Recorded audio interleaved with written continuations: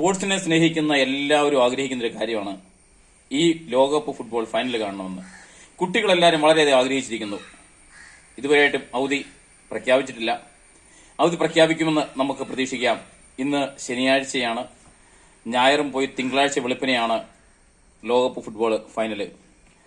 അത് ഒന്ന് നമ്മൾ ആഗ്രഹിക്കുന്നു, കുട്ടികളെല്ലാവരും ആഗ്രഹിക്കുന്നുണ്ട് അവധി കിട്ടണമേ എന്ന്. ഫുട്ബോൾ കളി സന്തോഷത്തോടു കൂടി ഇരുന്ന് കാണാമായിരുന്നു, പേരൻസിന്റെ അനുവാദത്തോടു കൂടി ഇരുന്ന് കാണാമായിരുന്നു, കള്ളത്തരം കാണിക്കാതെ കാണാമായിരുന്നു. അത് വലിയൊരു കാര്യമാണ്.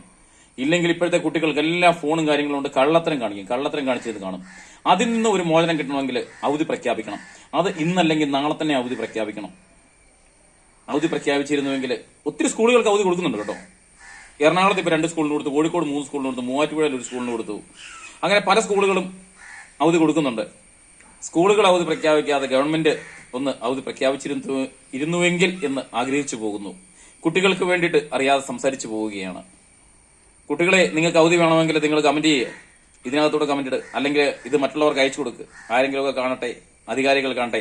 ഇത് പാലാ നഗരസഭയിലെ ദിയ പുളിക്കക്കണ്ടം, നഗരസഭാ അധ്യക്ഷ ദിയ പുളിക്കക്കണ്ടം അവധി വേണമെന്ന് ഒരു ആവശ്യപ്പെട്ട് ഗവൺമെന്റിന് ഒരു കത്തയച്ചിട്ടോ എന്തോ ഉണ്ട്. അതും ഒരു വാർത്ത കണ്ടു. എല്ലാവരും ആഗ്രഹിക്കുന്നു നമുക്ക് അവധി കിട്ടും. ആ ഒരു പ്രതീക്ഷയോടുകൂടി ബൈ. നമുക്ക് ഫുട്ബോൾ ഫൈനൽ കാണണം. ഫൈനൽ കാണുവാനായിട്ട് നമുക്ക് ഒരുങ്ങിയിരിക്കാം.